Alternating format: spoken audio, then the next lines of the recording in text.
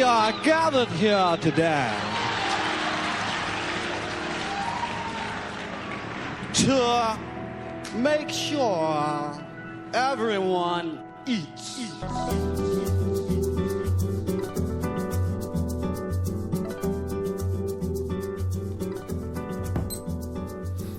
Voy a iniciar el episodio 40 dentro de la escena 58, el paraíso de las viandas. Me senté en la silla de al lado, la que ocupaba el ciego antes de que yo me levantara, mientras él peroraba y blandía con tal fuerza la morcilla que acabó por escaparse de entre sus manos, yendo a parar al escote de una dama justo en la mesa de enfrente. La dama se volvió con la morcilla en la mano, miró al ciego y sonrió. Dejé de observarla y me concentré en lo que acababa de suceder. Sentía remordimientos. Había pensado mal del pobre ciego. Y sin motivos, porque se había comportado con mucha naturalidad y corrección hasta entonces. Eso, hasta entonces. Una mano comenzó a descender por mi espalda hasta alcanzar mi sacro, introduciendo 2 dedos entre la ropa y mi piel. Me puse de pie de un salto, lo que aprovechó la mano para alcanzarme de lleno, liberada de la presión de la silla sobre sus nudillos. ¡Que no, oiga, que no! Pero Pablo, hijo mío, si esto es como el rascar. Le he dicho que no. Verá, yo le tengo aversión a todo eso. Pero Pablo, hijo, al menos pruébelo una vez para decidir después. Ya lo he probado. Bueno, no exactamente así, pero casi. Hace 5 o 6 años que mi abuela se empeñó en curarme un constipado de vías respiratorias altas con un supositorio rectopulmo. Pero estaba caducado, así que acabé en urgencias y me tuvieron que hacer 2 lavados. Uno de estómago y otro de ano. ¿De estómago? Sí, porque lo que me había sentado mal era la cena. Sardinas en aceite. El medicamento ovoide culopulmón solo me provocó diarrea. O quizás fuera responsable la lavativa con la que la acompañó mi abuela. Bueno, siendo así, solo nos queda tomar una copita en el salón de baile. Y disculpe por las molestias, Pablo. Salimos de allí hasta el salón de baile. En la puerta me recordaron que la cesta era mía, que la había ganado. Volví a por ella. Con la ayuda de 2 camareras me la encaramé al hombro, como había visto muchas veces hacer al hombre del butano, antes de ascender los 9 tramos de escalera hasta casa con las 2 bombonas y salí tambaleándome del comedor camino de la sala de baile. Creo que primero voy a subir con la cesta a mi habitación, ya bajaré luego. Déjela en el guardarropa, Pablo. Ya habrá oportunidad de subirla. Nosotros también vamos hacia allí contigo. Subí los 2 pisos hasta la recepción, y uno más, porque la sala de baile se encontraba en la entreplanta. Por el camino casi todas las personas con las que me crucé tuvieron que recoger algo de lo que se me iba cayendo. Me lo devolvían con un gancho, un mate o un tiro de 3 puntos. La cesta me pesaba cada vez más. La gente practicaba el enceste de todo tipo de objetos, quizá porque lanzar cosas reduce el estrés y ayuda a normalizar el humor. Sostener el objeto sobre mi espalda y hombros era un buen entrenamiento, porque aún no sabía lo que me esperaba y siempre es conveniente mantener el tono físico adecuado a las pruebas que la vida nos va deparando. Escena 59. La detención de un inocente. Una sala de baile, hijo mío, es señal de felicidad. Qué recuerdos de aquel pasapoga. Que llamábamos pasa y paga, aunque yo no pagaba, claro. Yo era muy guapa. Siempre había un caballero dispuesto a invitarme. Pero no por nada, no te vayas a creer, que yo siempre he sido muy decente. Pregúntale si no a la abuela, ella te contará. ¿Y qué salones? Con todos esos caballeros en traje de lana o chaqueta de ojo de perdiz y pantalón gris o de color tostado, con los zapatos bien lustrosos y el Lucky Strike o el Camel sin filtro en la mano izquierda, la del solitario. ¿Sabes qué es eso, Pablito? Un diamante bueno, un brillante de al menos 5 quilates, engarzado sobre una base de oro de 24 quilates. Yo por aquel entonces solo prendía un cool mentolado de vez en cuando. ¿Verdad, abuela? Habían venido a la cabeza las palabras de mamá, que ella solía repetirme mientras disfrutaba de algún programa de variedades y baile en la televisión los sábados por la noche. En el último tramo de la escalera decidí sentarme. Le comenté mi cansancio al ciego, quien, dirigiéndose a los 2 hermanos gemelos, le solicitó sujetar la cesta que aún reposaba sobre mi dolorido hombro. ¿Tú estás bien, my friend? Me levanté, recogí la cesta y caminé con ella hasta la entrada del baile, donde un par de personas se hicieron cargo de ella, depositándola en vertical, entre varios de los abrigos de piel natural o sintética que se acumulaban sobre el mostrador.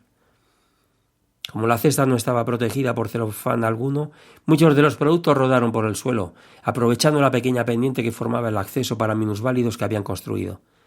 Me creó cierta perplejidad ver la rampa justo a la entrada del baile. Me parecía más natural que la hubieran construido junto a las puertas de acceso al hotel. Pero allí no había visto ninguna. Muchas de las personas que pasaban a nuestro alrededor se abalanzaron sobre las viandas, recogiendo frascos de tomate, botellas de sidra y vodka, tubos de pastillas de chocolates Martíes y otros contenidos extraviados de la cesta. ¿Qué conducta más dispara habían tenido antes? Cuando el contenedor descansaba sobre mi cabeza, mis hombros y mi espalda, el concepto de la propiedad privada se antepuso en sus cabezas a la necesidad de poseer cosas.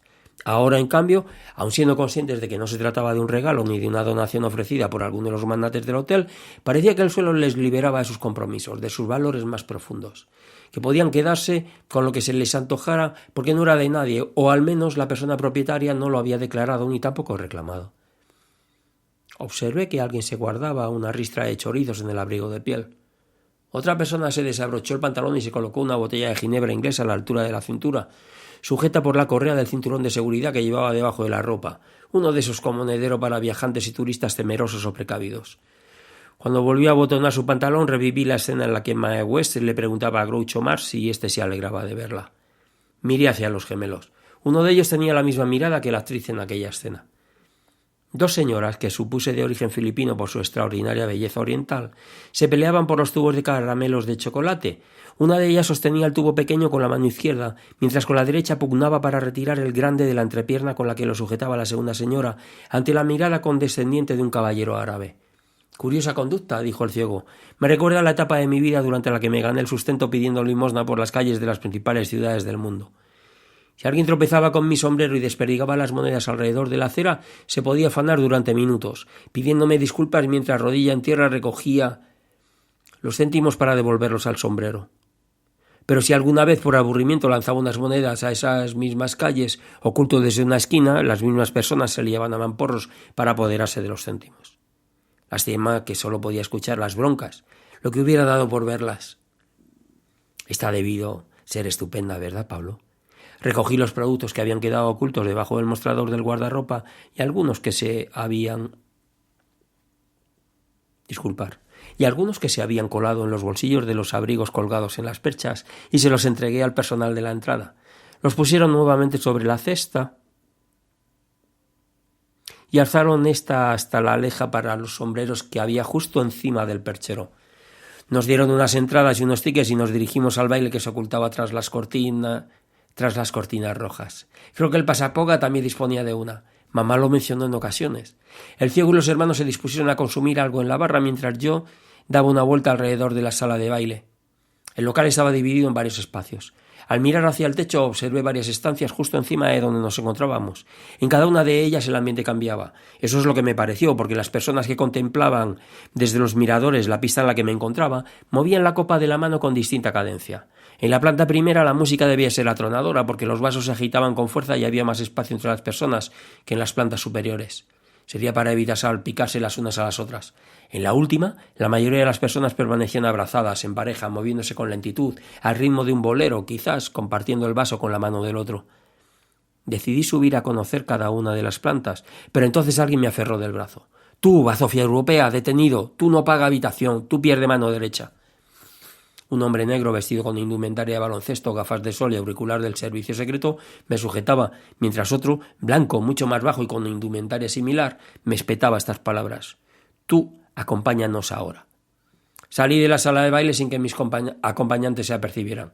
Los dos guardaespaldas o policías o jugadores me llevaron casi en volandas, sujeto por el cinto corbata del pantalón hasta la recepción del hotel, donde un hombre vestido con traje negro, camisa blanca y corbata con la enseña del hotel me miró severamente. «Usted ha abusado de nuestra hospitalidad. Tarjeta de crédito es tarjeta no válida». «¿Tú qué dices? ¿Bazofia?» «No, usted ya no bazofia. Tú, basura. Paga o cárcel». Hacía tal esfuerzo por dirigirse a mí en español que a veces dejaba de respirar. Por lo que sus órbitas se abrían con expresión de sorpresa y permitían asomar sus globos oculares, de por sí saltones, como si quisieran ellos mismos registrar en mis bolsillos. «Siento cualquiera de las molestias que le haya podido provocar, señor, pero ha habido una confusión y si me permite adoptar una postura activa, abandonando la de monigote que me han impuesto sus secuaces, le resarciré de las molestias tan pronto aclaremos la circunstancia y pueda considerar mis opciones de réplica». Me sorprendí. Mi discurso era irreconocible.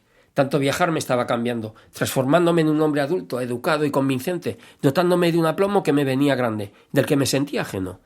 Basta, tú al cuarto. Tus palabras grabadas en máquina de voz. Condenado rabón europeo, cola corta. Con cara de satisfacción mostró un teléfono móvil al mismo tiempo que les hacía una señal a los jugadores, que esta vez arrastrándome por las axilas se dirigieron a una habitación próxima a los ascensores. Abrieron la puerta de una patada, sigo un poquito, y me empujaron dentro.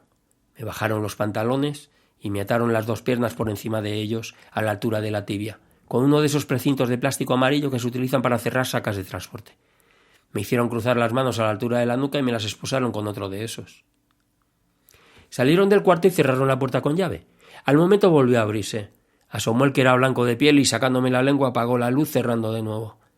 Me sentía como en aquella ocasión en que me quedé sin comer en el colegio donde estudiaba interno porque alguien me acusó de haber pintado los labios del crucifijo de la capilla. También me cerraron en un cuarto de pequeñas dimensiones. Entonces se descubrió que había sido Ramiro Alvalle, un compañero que solía traer los cosméticos de sus hermanas al colegio y que en un alarde de heroísmo y reivindicación de su género había pintarrajeado el rostro del crucifijo. Pero yo me pasé todo el día y parte de la noche en aquel cuarto hasta que mi madre se dio cuenta de que uno de los platos de sopa que había servido para cenar estaba sin tocar y se decidió a socorrerme. Por lo que me contaron después, al recogerme en el colegio de madrugada, fue mi hermana quien le llamó la atención a mamá sobre el hecho de que sobraba un plato de sopa y la abuela quien cayó en la cuenta de que esa noche se iba a acostar sin la ración de besos y abrazos de su niño. Entre pensamientos y recuerdos cerré los ojos y me dormí. Pues hasta aquí. Muchísimas gracias por escuchar. Hasta la próxima. Adiós.